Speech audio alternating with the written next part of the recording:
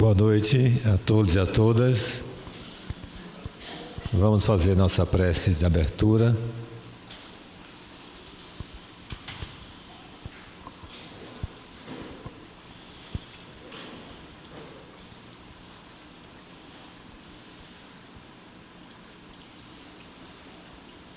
Amado Mestre Jesus,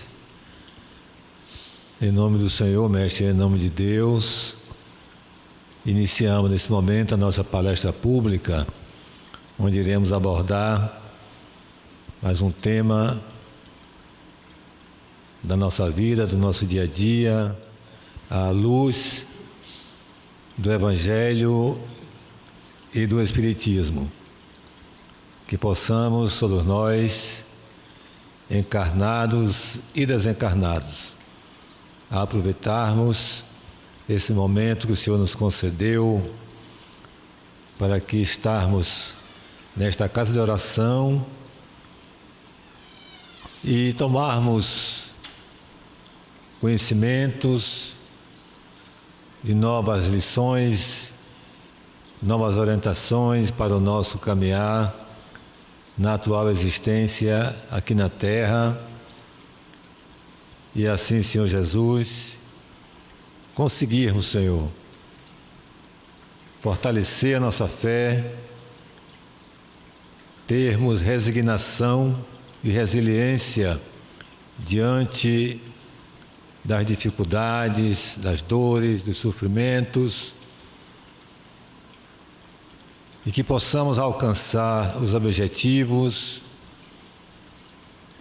para os quais aqui estamos mais uma vez reencarnados neste planeta, e que possamos também, Senhor, ser um instrumento da vossa paz onde quer que estivermos, que a nossa conduta seja um exemplo para aqueles que convivem conosco, para aqueles que nos observam,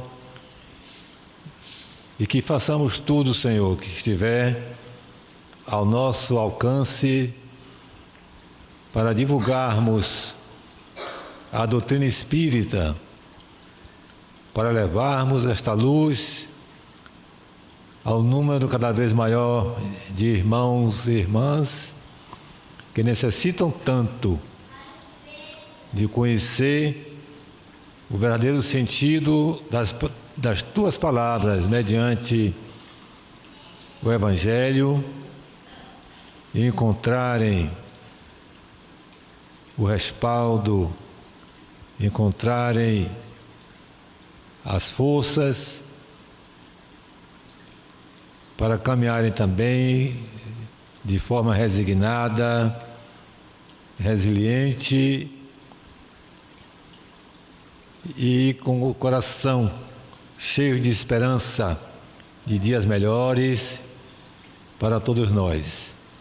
Abençoa, Senhor, a nossa humanidade, a nossa terra, essa casa linda que nos acolhe, que nos permite a nossa evolução espiritual. Abençoa os dirigentes das nações, que eles se entendam, se compreendam e que busquem trabalhar em prol do bem-estar de todos. E na noite de hoje, estamos aqui mais uma vez com muita alegria, com o nosso irmão Jacó, que irá nos transmitir mais uma palestra edificante, cheia de luz, que com certeza calará fundo em nossas almas. Pai nosso que estás nos céus, santificado seja o vosso nome. Venha a nós o vosso reino, seja feita a vossa vontade, assim na terra como nos céus. O pão nosso de cada dia nos dai hoje, perdoai as nossas ofensas, assim como nós perdoamos a quem nos tem ofendido. Não nos deixeis cair em tentação, mas livrai-nos, Senhor, de todos os males. Que assim seja. Então, meus irmãos e minhas irmãs, que a paz de Jesus esteja conosco E com muita alegria, muito prazer, nós convidamos nosso irmão Jacó para nos trazer a sua mensagem.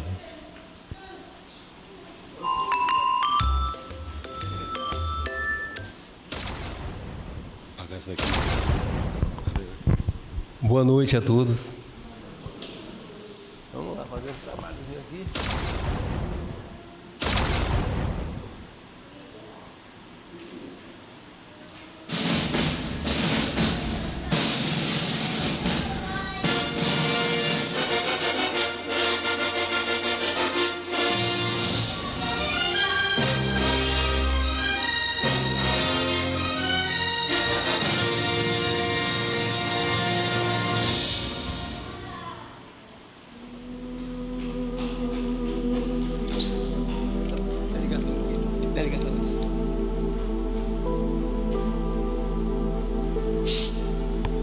Crise, pra que te quero? Tem alguém aqui que nunca passou por uma crise? Quem é o herói ou a heroína que pode levantar o braço? Eu nunca passei por uma crise. Érica.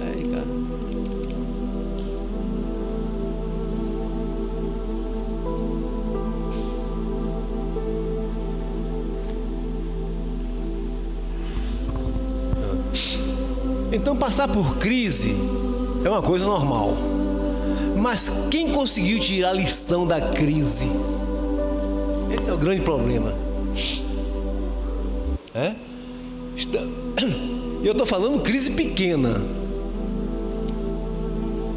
certo? Talvez crise grande, talvez ninguém aqui tenha passado ainda. O que não é bom. O que não é bom sinal. Não é bom sinal.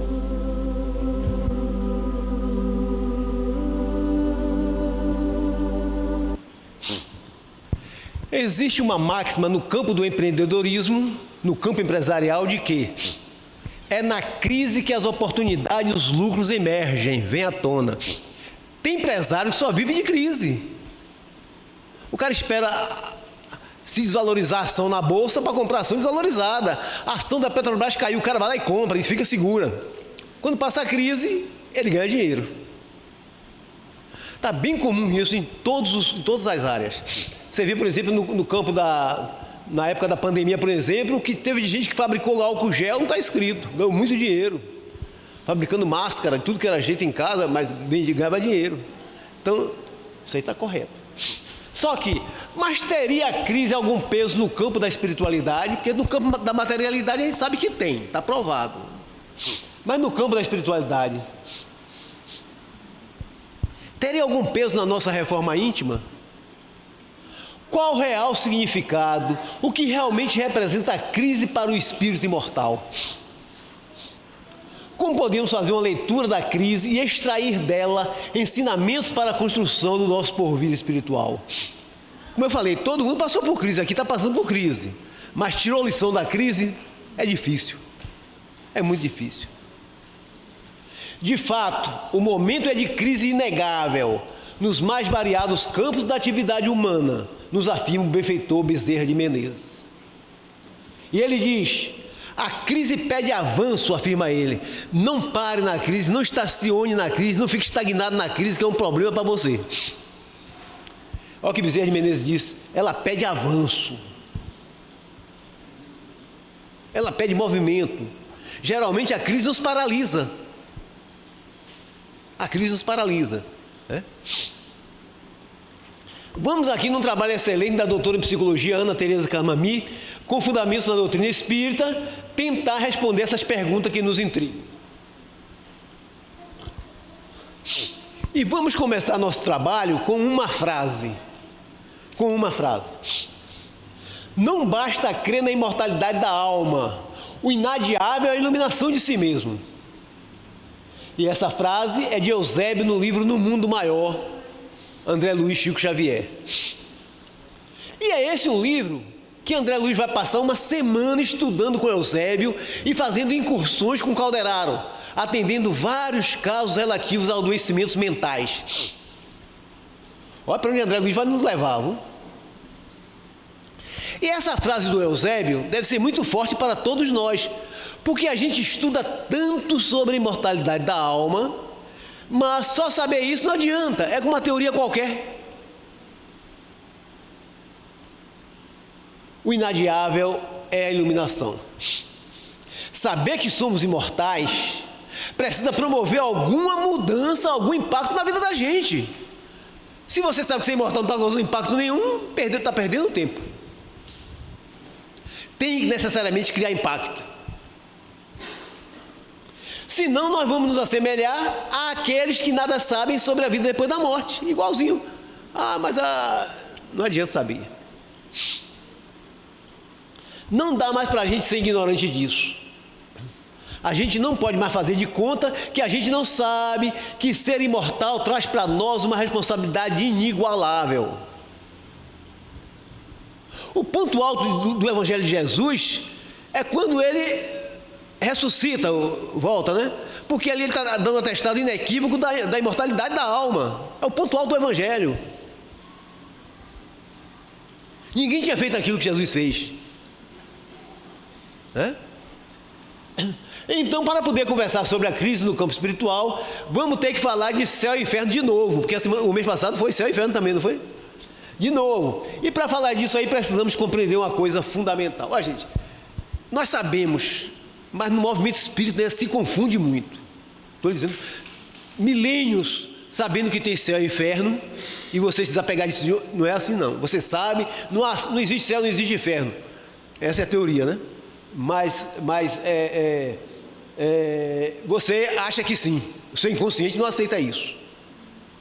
Céu e inferno não são lugares físicos, embora na nossa imaginação, às vezes, a gente fala isso como se nosso lar fosse o céu e o umbral fosse o inferno. Aí, o espírito quer morrer e quer ir para nosso lar, mas o inconsciente está dizendo que você está indo para o céu. Não é. Não é. São incompreensões que a gente tem ainda, infelizmente ainda temos. A gente se refere a essas duas regiões espirituais como se fossem lugares físicos e como se o céu e o inferno fosse algo físico. E mesmo que a gente já tenha entendido que não existe penas eternas, é outra coisa, quando a gente está em sofrimento, a gente tem uma sensação de que estamos vivendo uma pena eterna. Então, a doutrina espírita vem modificar esse nosso modo de pensar.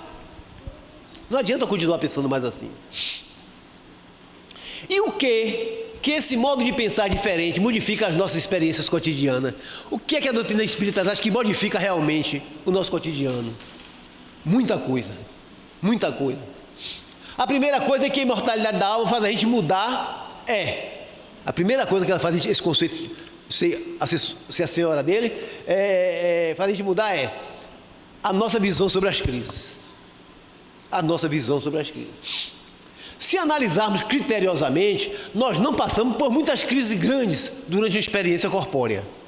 É muito difícil hoje, no mundo atual, você passar por grandes crises. Falamos as grandes, não as crises pequeninas, crise de casamento, crise de emprego, crise com a sogra. Isso é pequeno. Não é isso não. É aquela crise que lhe vira pelo avesso.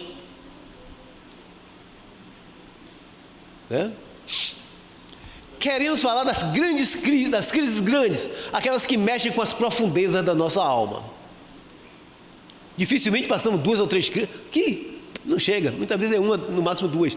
Isso não é bom, isso não é bom. Essas crises, se a gente tem uma perspectiva espiritual sobre as crises, elas anunciam algum crescimento que aconteceu na alma da gente. Toda grande crise foi algo que aconteceu na sua alma. Uma expansão, vamos dizer assim. Houve uma expansão.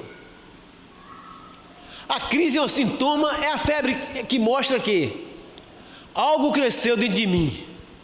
Algo cresceu. Olha a importância da crise. Algo cresceu. E eu ainda não tenho noção disso. Está acontecendo dentro, mas não está se refletindo fora. A crise tem que é a febre. Quando você está com infecção, a febre não vem na frente e dizer, olha, toma remédio, toma antibiótico ligeiro e vai no médico. A mesma coisa é a crise. Está tendo uma expansão dentro de você, você não está notando. Crise é isso. As grandes crises. Ele não tem noção disso. E por que a gente entra em crise quando há crescimento da alma? Toda vez há crescimentos que você não nota. Você notou, tudo bem. Mas quando o crescimento que você não nota, ela vem avisar, né? Primeira coisa, porque nós todos estamos encharcados da lei do progresso. Não existe a menor possibilidade de a gente não progredir. Não existe essa possibilidade. Não existe.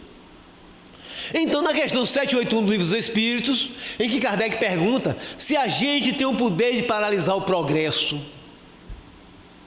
de abortar o progresso, e os Espíritos respondem o quê? De jeito nenhum. Só falta dizer que você está maluco? Hã? De jeito nenhum. A lei do progresso rege os nossos destinos. E aí Kardec vai comentar que o progresso é uma força viva. Mas o que é uma força viva? Uma força viva quer dizer, está na gente, nos constitui, não é algo fora de mim, é dentro, está aqui dentro. A lei do progresso está aqui dentro, não está lá fora não.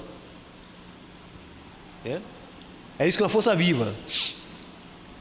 Então, de tempos em tempos, a alma faz movimentos de crescimento, porque esse é o nosso destino. Esse é o nosso destino. Estamos indo na direção de mundos divinos. Para a gente ir na direção desses mundos divinos, nós temos em nós já o germe do crescimento, do progresso, da mudança, da transformação. Está tudo aqui dentro. Tem nada lá fora para você pegar. Está tudo dentro. Então, mesmo que a gente faça esforço para ficar morno na vida, naquela vida mansa, isso não dura a eternidade. Não vai durar muito, não. É o que Emmanuel diz. Emmanuel tem uma frase que ele diz assim: toda vez que sua vida estiver parecendo um céu de brigadeiro, cuidado, está se formando uma tempestade que vai desabar sobre sua cabeça. É assim mesmo. A vida não vai permitir que você fique morno a vida toda, né? Chega uma hora que nem nós aguentamos isso, ficar morno. Tem horas que a gente diz para si mesmo: agora eu estou cansado de mim, estou com a vontade de tirar férias de mim, se eu pudesse, meu Deus, já tinha tirado. Então, esse é o estado natural do homem, natural no sentido de ser inerente, é inerente a ele, de sempre estar no crescimento, se dirigir para o crescimento. É uma tendência irresistível, você não tem como frear isso. Então, de tempos em tempos, nós vamos sentir um certo incômodo, um certo enjoo, um certo tédio, um certo cansaço de ser como é. Geralmente acontece o quê? Depressão, síndrome de pânico, um bocado de coisa. Você está enjoado de você. Algumas vezes essa crise aparece assim: eu tenho a impressão que eu ainda não sou quem eu vim a ser. Isso é uma crise importantíssima, gente. É uma crise de autenticidade. O espírito precisa disso. Em que eu não me sinto verdadeiro diante de mim. Aliás, tem até um... não vou contar não, por causa do tempo, senão eu tenho uma história bonita, mas depois eu conto. Eu me sinto maior por dentro do que maior sou na vida com os outros. Tenho uma impressão que eu não coloquei para fora ainda, não consegui exercer quem eu vim para ser. Esse conflito interno, esse conflito interior. Esse estado de dívida consigo é uma crise muito importante, muito importante. Às vezes a crise vem de outro jeito, ela vem assim: eu tenho a impressão que tudo que eu estou fazendo não era nada disso que eu tinha que estar fazendo, mas eu não sei onde é que eu tinha que estar fazendo, ou o que, aonde, eu não sei. Olha, está perdido. Isso é muito comum. Isso é muito comum. Às vezes me pergunto: eu não sei qual é o propósito da minha existência. Eu dou conta da vida, sou responsável, mas eu ainda não sei o que é que eu vim fazer aqui nessa vida. Não se achou ainda. Não achou o lugar. Então a crise anuncia isso. Houve uma expansão na sua alma e ela ainda não está expressa na sua vida de maneira concreta e efetiva. Você vem para aqui, você passa 1 ano aqui, 2 anos aqui, aprende um bocado de coisa, mas não pratica nada. A expansão por dentro está, mas fora não reflete essa expansão. Então, quando isso nos acontece, 2 possibilidades desse aperto que você sente, desse nó que você sente, que se expressa de jeitos muito interessantes. Por exemplo, Maria de Magdala. Maria de Magdala passou por esse processo, né? Quando Maria de Magdala procura Jesus para conversar, ela já chega confessando que ela era uma pecadora, porque ela só se entendia como sendo uma pecadora, e não era, era mais do que isso. Mas é claro que Jesus olhava para ela e via muito mais do que isso, porque Jesus sempre viu muito mais do que somos, porque Ele nos vê já crescidos, evoluídos. Ele disse para ela: eu sei, Maria, eu sei que você é pecadora, eu sei, minha filha, eu sei. Sei também do seu esforço, sei também que você tem ouvidos para ouvir. Então, ele vai mostrando para ela todo o enorme potencial que havia nela, porque nós somos potentes sim, nós somos potentes. Só que é difícil a gente se encontrar com essa potência própria e ter a coragem de colocar essa potência em exercício. É muito difícil. É muito difícil. Não é à toa que ele diz que a gente tem que colocar essa candeia em cima do móvel.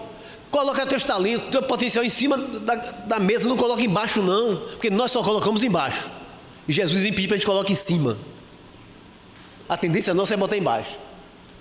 Porque a gente tem medo da grandeza, das consequências, da expressão da grandeza que temos no coração. Nós temos medo. Então, muitas vezes, a gente escolhe o inverso da expansão. A expansão está em você, está querendo se projetar para fora, e você não. Você escolhe encolher, que é o contrário de expandir, né? Encolher. Nós, por incrível que pareça, gente, nós optamos por encolher. Encolhemos ficar menor do que somos, porque temos muitos medos esquisitos. Você tem medo da solidão, medo do abandono, medo do desamparo, medo da insegurança, medo da traição. É tanto medo de perder, é tanto medo de morrer, é tanto medo. Aí você faz o quê? Você vai encolher. Mergulhamos nesses medos e vamos cortando pedaços de nós mesmos e vamos ficando pequenos sem ser. Pequeno sem ser. Aí você está dizendo um camarada que estava se queixando da vida, e disse: bicho, você é um vencedor. Vencedor o quê? Já vencedor. Sabe, para você estar aqui, sabe a briga que você pegou com quantos milhões de espermatozoides? Você ganhou na corrida para todo mundo, chegou primeiro? Já é um vencedor. São quantos milhões de espermatozoides? Você saiu, você está aqui porque você venceu. É uma maratona na Olimpíada. Você ganhou uma Olimpíada, você é um atleta olímpico. Você ganhou a maior Olimpíada que existe no universo, que é você fecundar um óvulo. Se queixando. Semelhante à parábola dos talentos, em que a gente escolhe enterrar ao invés de investir, de pôr à luz, de trabalhar aquele nosso talento, porque temos medo de errar, de passar vergonha, de falhar. A parábola dos talentos é isso. Representa esse trabalho que nós estamos fazendo aqui. Então, hoje, nós temos muitas afinidades no que se refere à escassez, ao adoecimento, a ficar pequeno, melancolia, tristeza. A gente se identifica perfeitamente com isso aqui. Nós estamos identificados com isso aqui. Não é para se identificar com isso. Não é. Mas nós nos identificamos. Nós sentimos até prazer. Parece que são lugares que a gente tem pouco mais de conforto. Não quer dizer que seja bom nem gostoso, mas um pouco mais de conforto do que se efetivamente vibrássemos na área das nossas habilidades, dos nossos potenciais. Mas não, a gente prefere ficar ali em cima, pendurado lá. E foi isso que Jesus apontou para ela, para Maria de Magdala. O seu lado melhor. Apontou o seu lado melhor. Aí eu pergunto, será que a gente já pode fazer esse movimento que Jesus convida? Ou que Jesus convidou Maria de Magdala? É um problema, né? Só que ele diz assim ele diz para ela assim: esse lado bom seu existe, você deve investir nele, mas você vai precisar passar pela porta estreita. Nós vamos ver que porta estreita é essa. Porque no nosso movimento de expansão, a gente vai ter que fazer renúncia sim, que é diferente da renúncia que você faz lá no encolhimento. No encolhimento também você renuncia. Na expansão, é uma renúncia de si, que vem a ser o renunciar a si mesmo. Ou seja, no encolhimento, a gente renuncia às nossas partes mais bonitas, os nossos sentimentos mais belos, quando você está encolhendo. Certo? Então você renuncia a seus sentimentos, no encolhimento. Mas na expansão, o que a gente vai precisar renunciar são os apelos do nosso ego. Olha a diferença. No encolhimento, a gente sempre está encolhendo, está renunciando aos melhores sentimentos. Na expansão, a gente renuncia ao nosso ego, a gente não quer renunciar. Então, nesse movimento de encolhimento que a gente faz, muitas vezes a gente encolhe para caber num tipo de trabalho, a gente encolhe para caber num tipo de relação afetiva, a gente encolhe para caber numa família, a gente encolhe com muito medo da expansão e vamos vivendo os lugares apertados da alma. Que não deveria fazer isso. Porque diante da sensação de falta de lugar no mundo, por isso que a doutora Ana Teresa cita Maria de Magdala, isso foi o ponto importante dela. Ela se sentiu sem lugar, coitada. Ela não cabia mais na vida antiga que ela tinha antes de encontrar Jesus. E também não cabia entre os apóstolos não queriam ela. Já pensou? Ela não podia voltar porque era uma vida desastrosa, né? Desastrosa. E ela também, os apóstolos também não acolheram ela, os discípulos não acolheram ela. Ela fica vagando. Ela fica sem lugar. O termo é esse, ela fica sem lugar. E aí Jesus oferece para ela o quê? Um lugar. Jesus oferece para ela um lugar. Mas Jesus, Madre Teresa de Calcutá diz que Jesus é o melhor amigo que você pode ter, mas Jesus é muito exigente. O que Jesus pede a ela? Você precisa cuidar dos filhos do mundo, já que a maternidade não era mais uma possibilidade, ela já tinha perdido o útero, né? Já tinha mais condição de engravidar. Você precisa cuidar dos filhos do mundo. Olha que pedido. É assim que ela se dirige para cuidar dos leprosos. Olha a porta estreita que Jesus está falando aí. Então, quando Jesus aponta para ela o horizonte, quanta grandeza ela pode expressar nisso aí, né? Nesse lugarzinho que Jesus deu para ela, quanta grandeza ela pode expressar ali. Expressou, e ali ela expressou realmente. Mas claro que ela passou pela porta estreita. Que porta estreita é essa? Nos momentos difíceis, as tentações de voltar à antiga vida vieram. Muitos convites. Ela rejeitou todos para voltar àquela vida que ela tinha. É uma porta estreita. Certo? Você largar a seda, o ouro, né? Os perfumes, a mordomia, tudo isso, né? O lugar de destaque para cuidar de leproso, é uma porta estreita danada. Porque quando a gente se sente sem lugar no mundo, é muito desconforto que a gente sente. Dá vontade de voltar. Dá vontade de voltar. Ah, fulano voltou às drogas, fulano voltou ao crime, fulano voltou ao roubo. Claro, não é fácil. Essas pessoas ficam sem lugar. Não tem acolhimento. Volta. Mas o que a doutrina espírita traz para a gente de maravilhoso é poder nos lembrar que a gente está aqui no mundo temporariamente, mas aqui não é nosso lugar definitivo. Nosso lugar definitivo é no mundo espiritual. Então, de vez em quando, vamos nos sentir sem lugar aqui, sim. Claro, todo mundo vai sentir isso. Porque a gente não combina com nada por aqui. Não combina com as pessoas, não combina com a roupa do armário, não combina com o trabalho que a gente faz. Tem impressão que quando a crise é grande, que a gente às vezes nem combina com o nome que a gente tem, o desconforto é imenso. Até o nome você rejeita. Ah, meu pai devia ter me botado esse nome assim. Não sei como foi botar meu nome assim. Mas é preciso olhar esse estado de desconforto imenso. Você tem que olhar como sendo a antessala da regeneração. Quando sentir esse desconforto da vida, né? As depressões da vida, a síndrome de pânico, essas coisas todas, o estresse e tal, é a antessala da regeneração. Porque se a gente escolher o encolhimento, nesse momento, a gente vai fazer um movimento de degeneração. Quando você resolve encolher, a vida é assim. Você resolve fazer isso, você está degenerando. É um degenerado. Esse movimento de degeneração é quando a gente, ao invés de expandir, escolhe o encolhimento. E vamos escolher caminhos muito difíceis para a nossa alma quando você encolhe. Porque uma alma com potência para o crescimento, que escolhe encolher-se, para onde é que vai essa força que ele tinha, esse potencial imenso? Não vai encontrar sintonia com a espiritualidade maior, não vai. Mas vai encontrar sintonia com a densidade espiritual, a espiritualidade mais baixa, certo? E aí vamos fazendo movimentos complexos, se endividando cada vez mais. Então, no livro Do Mundo Maior, do André Luiz, tem uma explicação muito boa sobre isso. Muito boa. No capítulo Alienados Mentais, olha para onde nós vamos, Alienados Mentais, que é um grupo que André Luiz vai conhecer de adoecidos mentais. André Luiz estava começando, né, a carreira dele aí.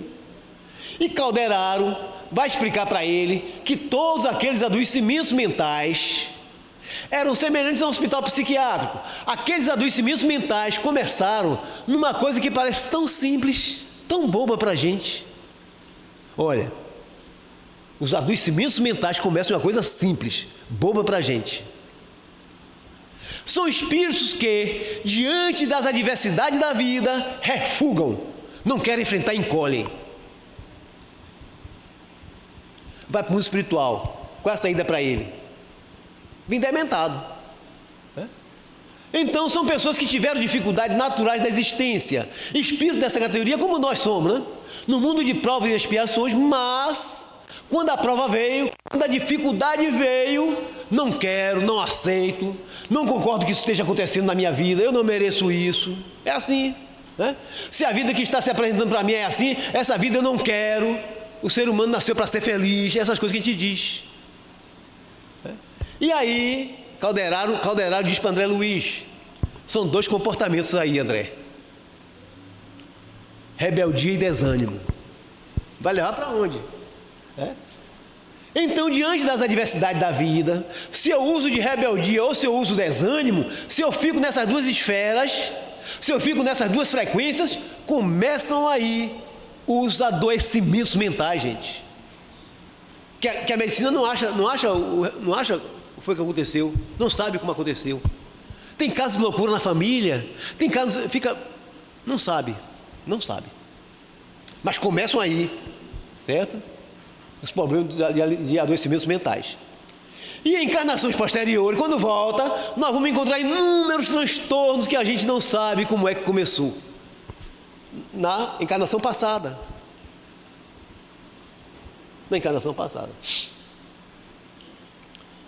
Então, a gente vai começando a compreender que o grande movimento que a gente precisa fazer parece tão simples, mas ele é tenso para nossas almas imaturas ainda.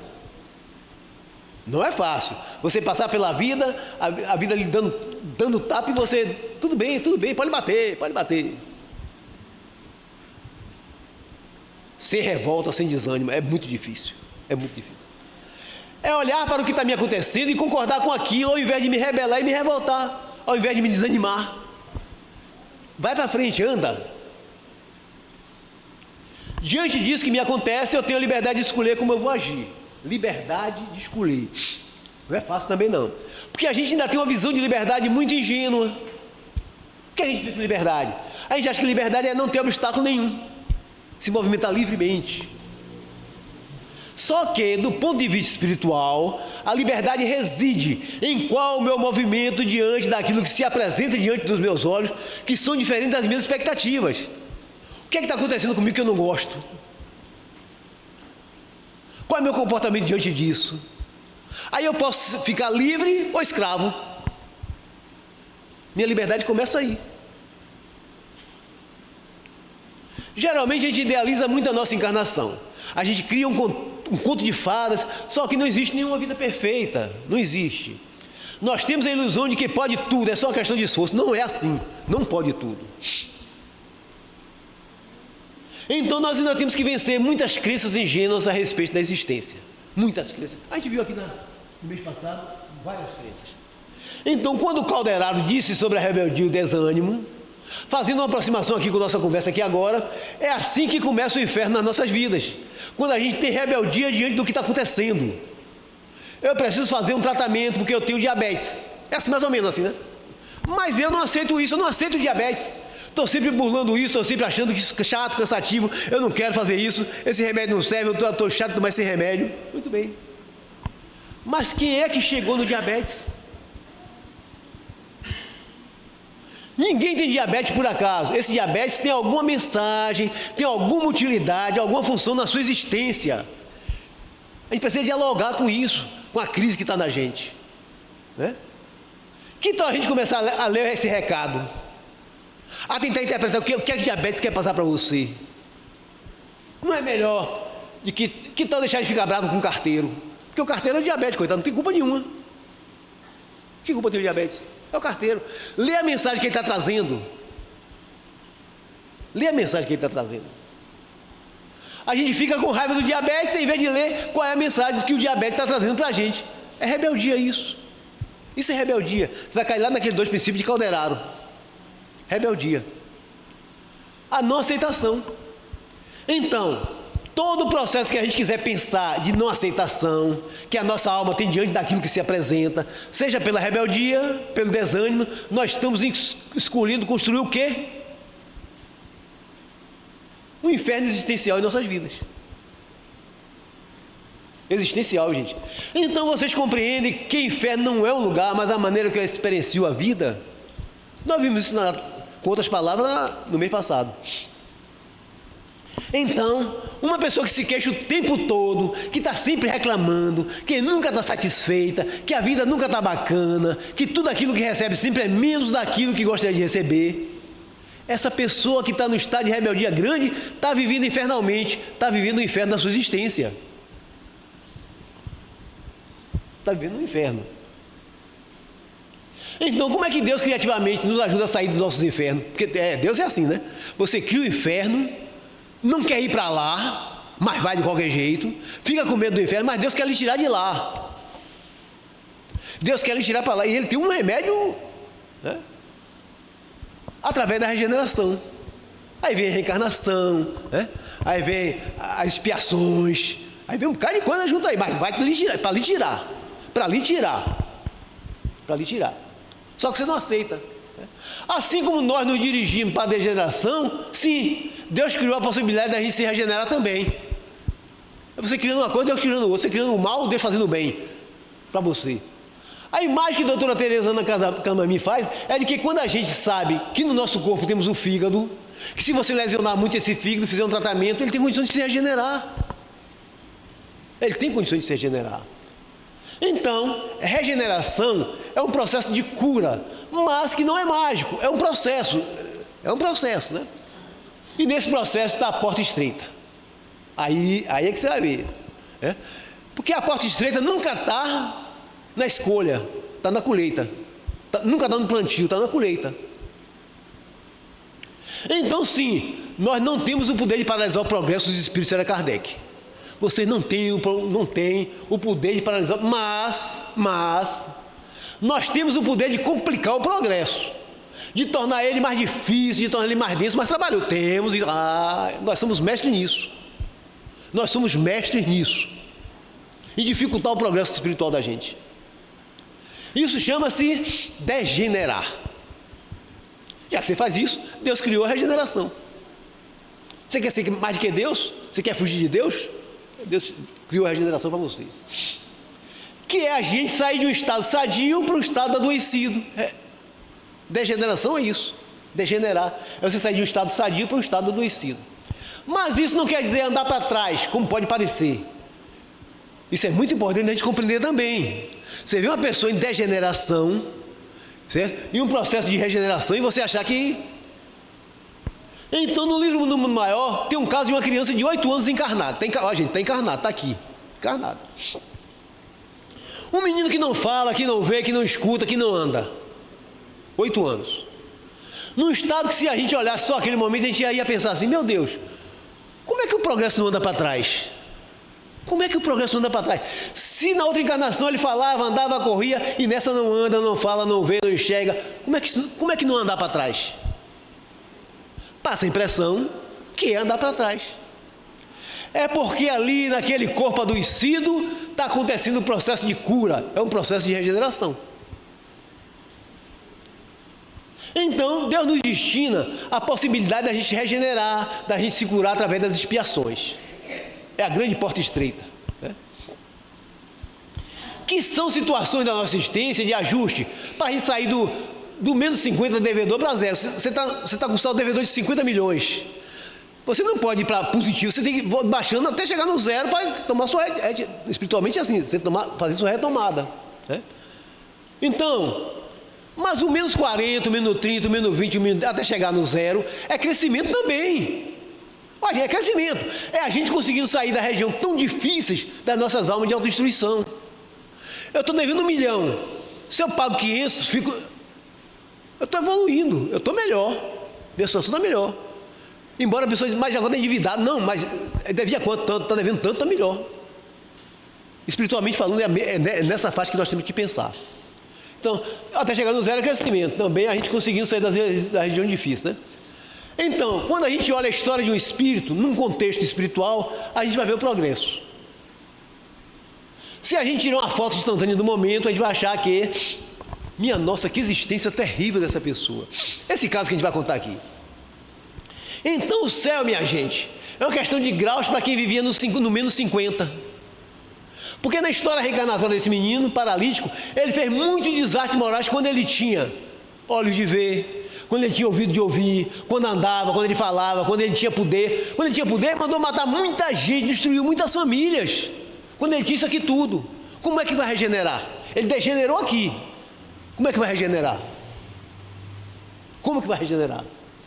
Ele estava indo numa marcha difícil, muito complicada. Então, quando ele tem esse tipo de adoecimento, olha, eu estou devendo menos 50, ou 50 de devedor, cheguei no zero.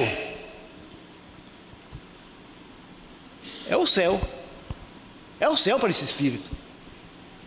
Aquela dificuldade que ele está passando, sabendo que ele vai quitar um bocado de coisa ali, é o céu para ele. É céu todas as vezes que a gente está na rota do crescimento. É céu todas as vezes que a gente está na rota da cura. É céu todas as vezes em que nós resistimos às tentações de escorregar para aquilo que nos adoece, para aquilo que nos degenera, para aquilo que nos leva a estado de alma tão sombrio. Tudo isso é céu. E você acha que é sofrimento. Nós achamos que é sofrimento, que não merece isso, que não... Então, para quem lesionou muita gente, poder hoje, não existência, está vivendo algumas lesões no seu próprio corpo, gente, é o céu. Para esse espírito é o céu. Até que um dia possa viver o céu de maneiras mais libertas, né? Com a plena liberdade, consciência, tal. Mas por enquanto ele está em processo de ele degenerou, está em processo de regeneração. E aí, no processo de regeneração já começa o céu. É igual do filho pródigo, né? Meu filho estava perdido, foi achado. Quando foi achado, começou o céu para aquele filho. Nesse caso que durou 200 anos, gente, ele agora tinha só 2 obsessores. Quando chegou a ter milhares. Só tinha 2 obsessores nessa encarnação. E acontece uma coisa muito bonita. Porque quando o Calderaro e o André Luiz vão visitar esse menino, aqui na Terra encarnado, né? A gente fica pensando o quê? Ah, vai dar um passo, vai fazer um tratamento espiritual, né? O espírito ninguém está vendo, vai fazer um negócio para o menino. Será que vão dar passo para esse menino? Será que ele vai sair dessa crise que ele está? Porque ele tinha crise. Ele tinha crise provocada pelos obsessores, cada crise monumentais. Agora, olha que coisa bonita. Olha como é a nossa miopia espiritual. A gente não consegue ver a coisa direito. Você fica pensando, né? Eles vão dar passo, vai tratar esse menino, vai... Eles esperaram a mãe do menino entrar, e quando ela coloca ele no colo, aquele amor maternal, de grande aceitação, sem rebeldia e sem desânimo, isso é o céu para ele. Só que para ela também. Por quê? Para ela. Porque ela também tinha uma dívida com esse espírito, endividado devendo endividado. É a nossa vida, né? E nessa existência ela escolheu ser mãe dele. É brincadeira? E na hora que ela coloca aquele menino nos braços, e lhe beija a face, e lhe faz um carinho, diminui as dores físicas que ele tinha, que eram muitas, nessa hora, Calderaro dá um passe nela, na sua região, falou, dá um passe nela ou devia dar na criança? Olha, essas coisas a gente está lendo, dá um choque da gente, né? Eu pensei que ele fosse dar um passe na criança, dá um passe nela na sua região frontal.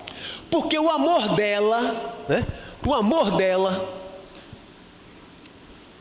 daquela mãe é que era o passo para o menino paralítico. Olha que interessante. O amor dela é que era o passo para o menino paralítico. Então, Calderaro oferece fluidos e potencializa o amor dela na direção do menino. Dá o passe nela. Então passe nela. Se fosse eu dava no menino. Seu Edson me dava no menino. Não tem aqui que não desse no menino. É a leitura que se faz do quadro espiritual. E aquele amor que sai na direção daquela criança também chega nos dois obsessores. E aquele encontro, toda semana, André Luiz mais Calderaro desciam, vinham aqui para fazer esse tratamento com essa criança. Eles chegavam nesse lar para oferecer esse espaço. Com o tempo, esses dois obsessores viram diminuir essas forças do ódio e serão filhos dela. Aceitaram ser filho dela. E na relação de irmãos com esse menino paralítico, vão refazer os laços novamente. Porque a intenção é que eles tenham um pouco de compaixão pelo irmão, impedido de falar, de ver, de andar e assim por diante. Ficamos a imaginar como é que vai ser a relação dos três. Dois inimigos contra o algoz e que agora é vítima também. Agora eu quero ver. Que interessante será essa relação. E a gente, nas nossas relações, às vezes, a gente tem irmãos difíceis e a gente não entende porque é tão difícil aquela relação. Quase todo mundo tem um irmão problemático, que a pessoa chama de ovelha negra da família, né? Erroneamente, mas chama. Mas fica sem saber por quê. É um processo de regeneração. É uma porta estreita que aquele camarada tem que passar. Então, quando a gente fala de transição planetária, é mais ou menos isso aqui. A gente tem a impressão que o mundo de regeneração é um lugar fora. É esse o maior equívoco que eu vejo as pessoas trabalhando no centro espírita, falando sobre a transição planetária, achando que é o planeta que vai mudar. Então, o senhor Edson mora na casa dele, o senhor Edson vive do conforto. Na casa dele, tranquilo. Mas a casa de senhor Edson, o vizinho da casa de senhor Edson vai embora e bota essa casa para alugar. Vai Pedro Paraíso para lá, morar nessa casa, vizinho de senhor Edson. A vida de senhor Edson vai virar um inferno. Mas a culpa é da casa ou de Pedro Paraíso? Não é da casa. Entendeu? Então, o planeta não vai mudar. A casa mudou, se Pedro Paraíso sair, não vai mudar. Vai outro, mas não muda. O planeta não vai mudar nada. Ele muda a psicosfera porque nossos pensamentos são almas que vão ali mais regeneradas, que vão ficar aqui, tudo bem. Mas a mudança é do espírito, é do espírito, não é do planeta. A transição planetária quer dizer, o planeta recebe elementos melhores, né? Melhores. Parece que tem um planeta em algum lugar onde a gente vai pegar um avião, um barco, um helicóptero, para a gente ir para esse lugar, quando a gente, na verdade, precisa compreender que o mundo de regeneração começa no nosso coração. Habitará um mundo de regeneração, espíritos em condições de regeneração. Espírito com seu coração, com esse tipo de característica. Tanto quanto habita hoje o nosso mundo de provas e expiações, espíritos que têm o seu coração, sua alma, com características de provas e expiações, como nós já tivemos características de espírito de mundos primitivos e estamos aqui hoje.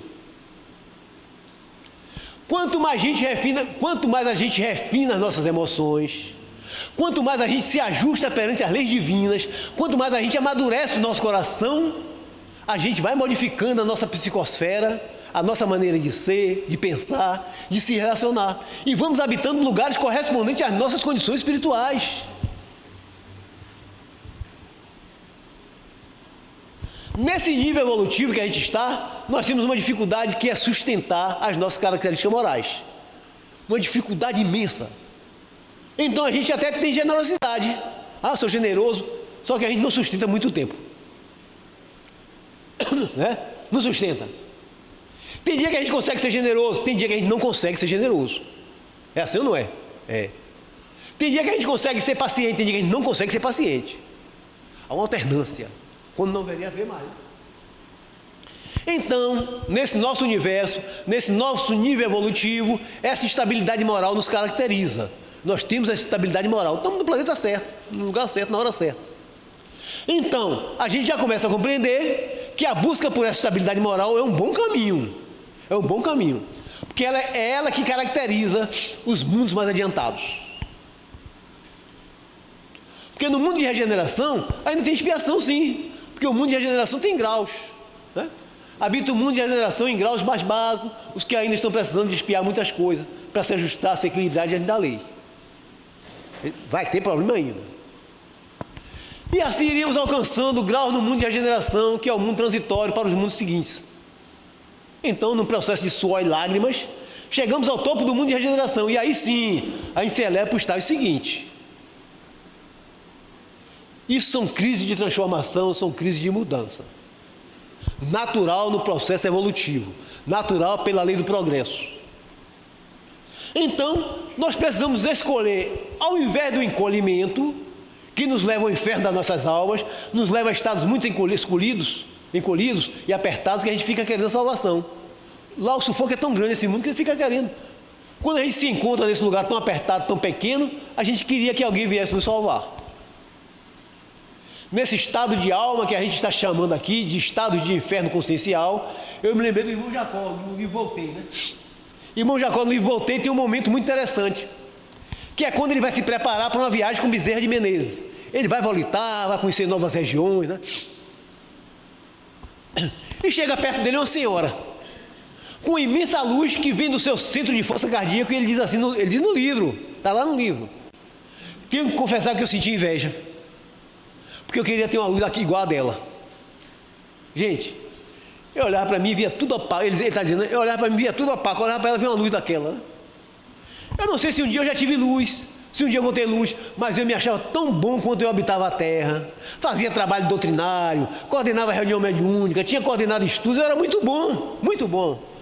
Como é que aqui no mundo espiritual eu sou tão pequeno? Não tenho luz nenhuma.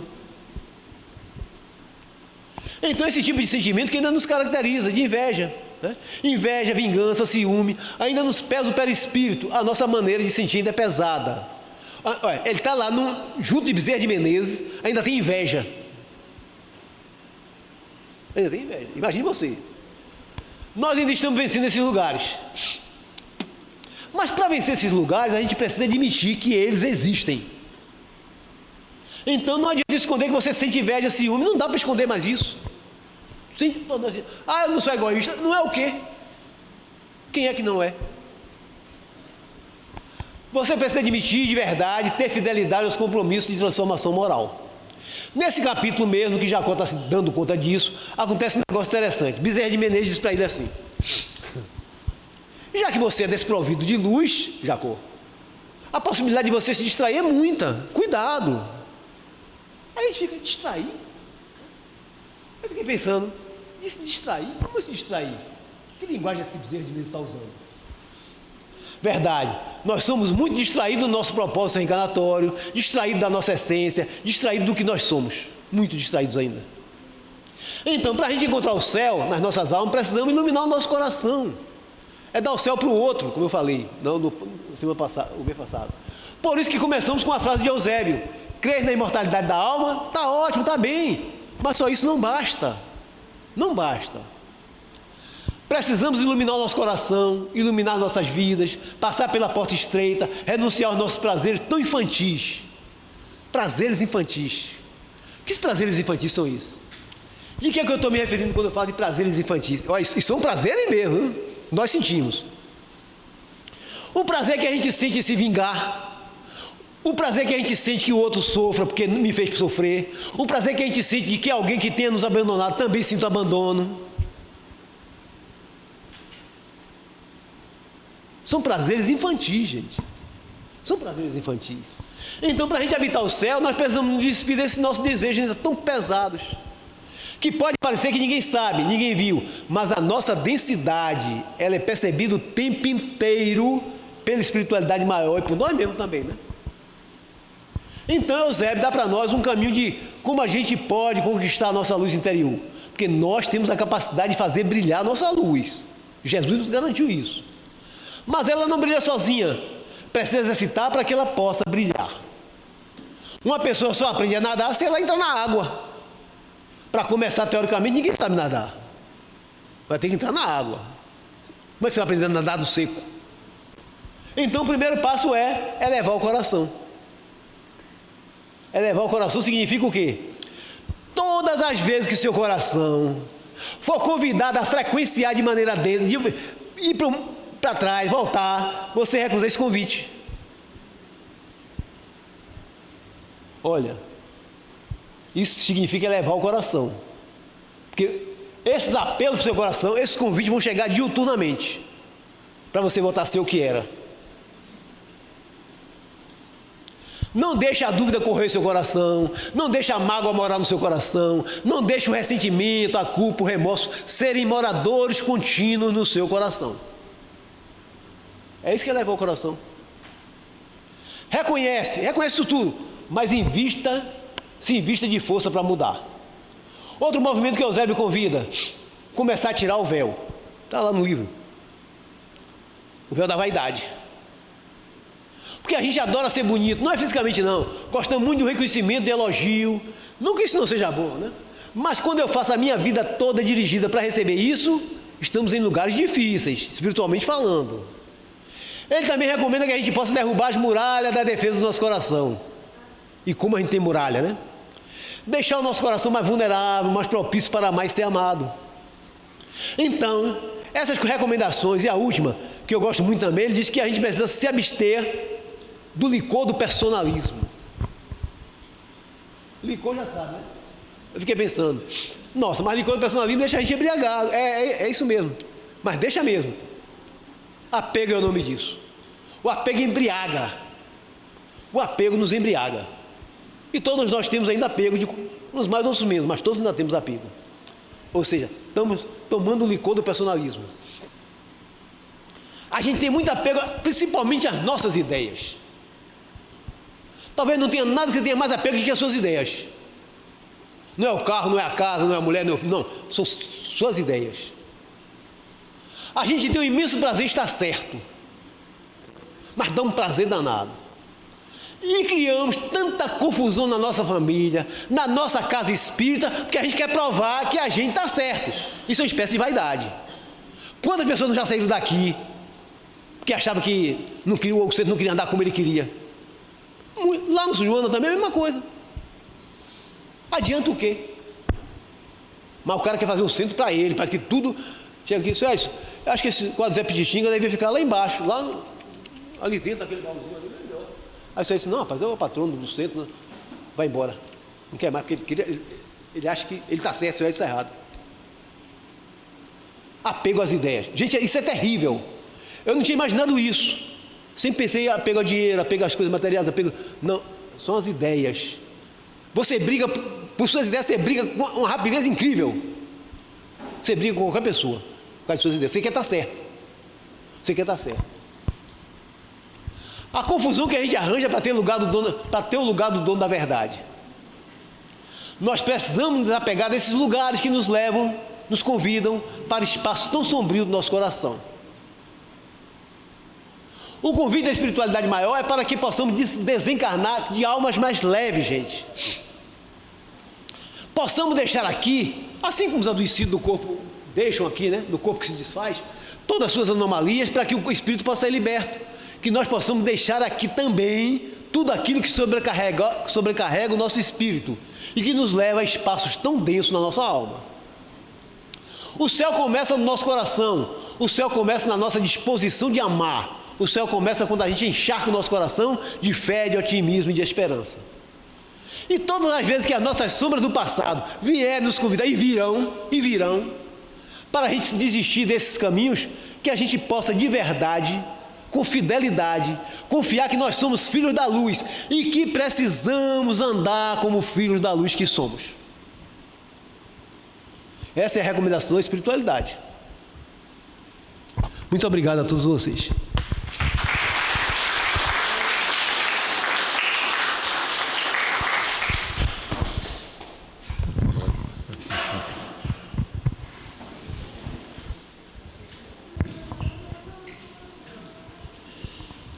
Os nossos agradecimentos ao nosso irmão Jacó por mais esta palestra, né, que nos alerta sobre a nossa situação, né, como espíritos, né, é o que é mais importante, que a gente tem que estar pensando sempre, né, gente? Porque as coisas materiais são transitórias e passageiras. O que fica, o que prevalece, é tudo aquilo que diz respeito à alma, né? Ao ser espiritual, né? Como ele deixou muito claro aí, qualquer coisa que fizermos que vai nos ajudar a crescermos espiritualmente é muito bem-vinda, né? É muito válida, é muito importante, e é para isso que nós estamos aqui, né? O mundo real, né, não é esse aqui. O mundo real é o mundo espiritual. Aqui nós estamos nos preparando para ocuparmos um lugar mais leve, né, na dimensão espiritual, um lugar menos denso, né? Mas para isso é preciso que nós tenhamos essa postura, né, essa maneira de ser e de fazer com que a nossa luz possa brilhar, né? Obrigado, Jacó, na sua contribuição para nós todos, né? E eu peço à irmã para me dizer o número de 1 a 37. Se eu perguntar Jacó, ele vai dizer que é 1. Né, Jacó? Diga de 1 a 37 aí. Está dizendo? 2? Se ele perguntar, vai dizer que é 1, né? Número 1, que é? Por favor. Maurício Gracindo. Pronto, reatando laços. Já tem? Já tem? Pronto, já tem. Diga outro número, por favor. Outro. 2. Opa, pronto. Obrigado, Jacó. Valeu, um abraço. Parabéns, minha irmã, viu? Aproveite bem essa leitura. Se quiser um autógrafo, o autor está ali, ó, Alberto.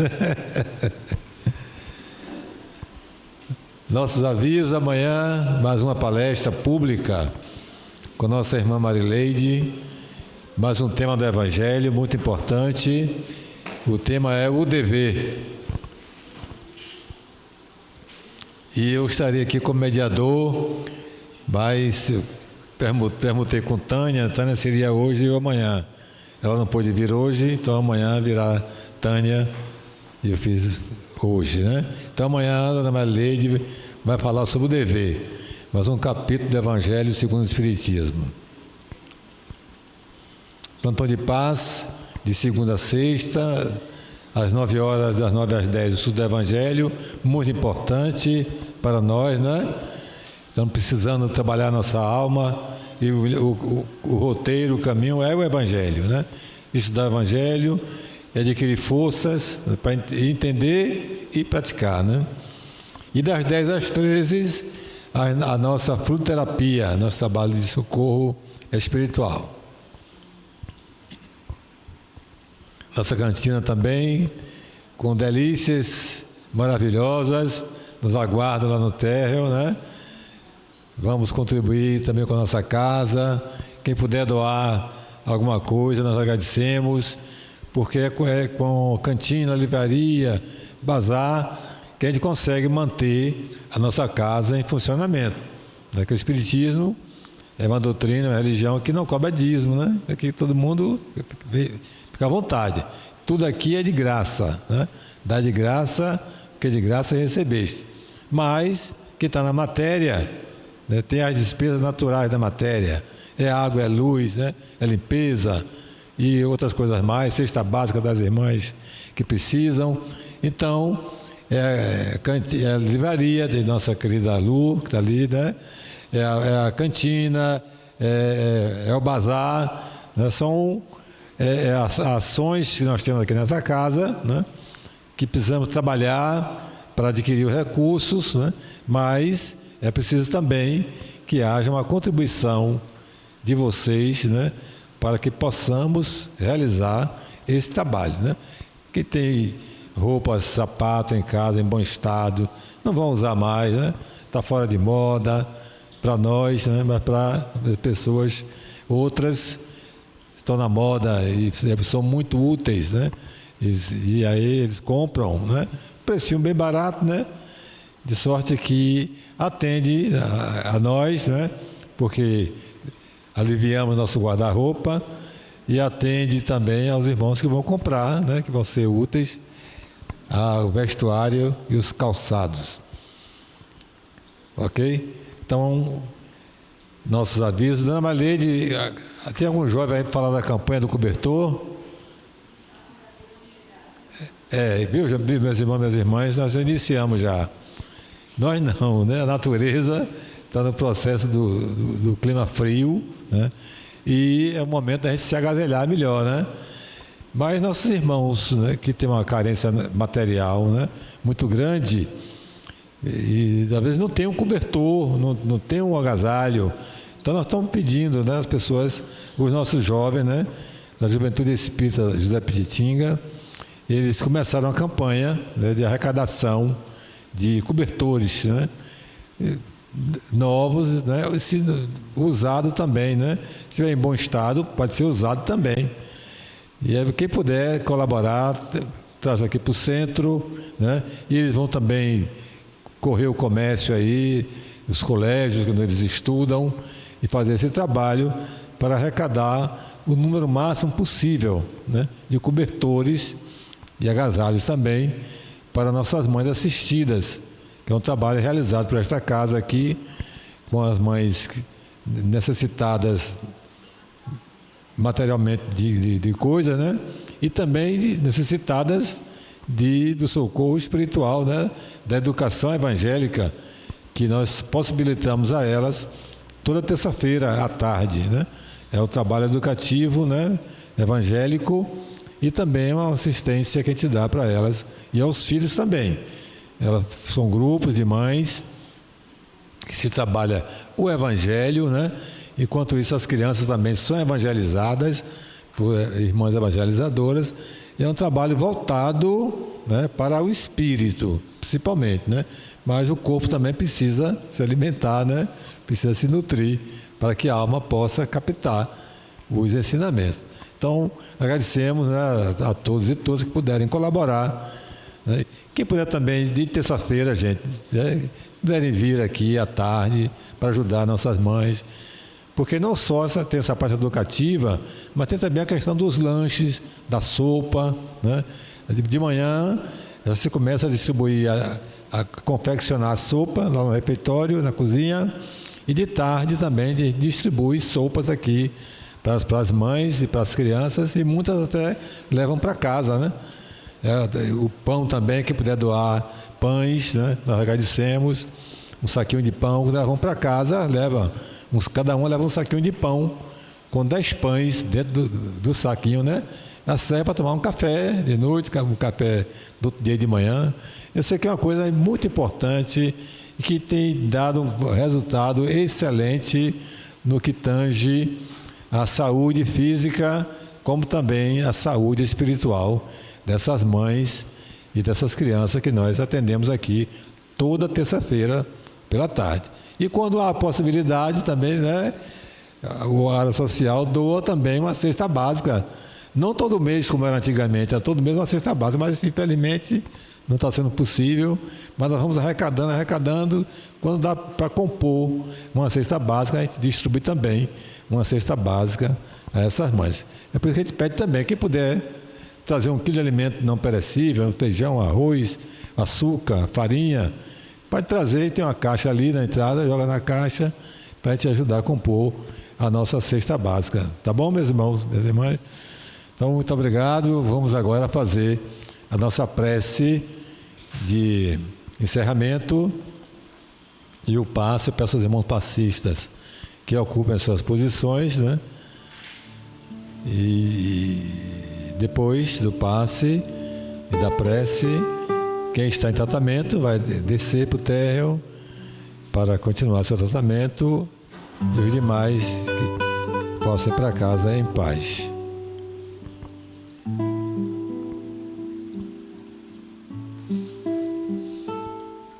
Senhor Jesus, muito obrigado, Senhor, pela lição da noite de hoje que nosso irmão Jacó nos trouxe com muito carinho, com muita amorosidade.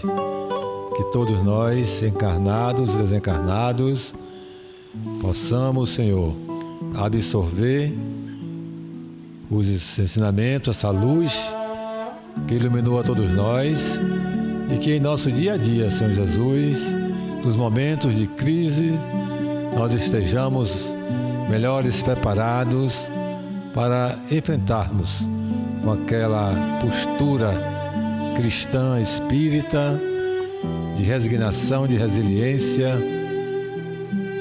de tudo o que for necessário para que consigamos crescer espiritualmente nesses momentos de desconforto pelos quais todos nós passamos em nossas vidas. Abençoa nosso trabalho de fluidoterapia, que iniciará logo após esse momento e que todos nós, Senhor, possamos aproveitar. Abençoa nossos entes queridos que se encontram em nossos lares, que teus anjos possam visitá-los, abençoá-los, deixando paz e luz em nossas famílias. Que assim seja, Senhor.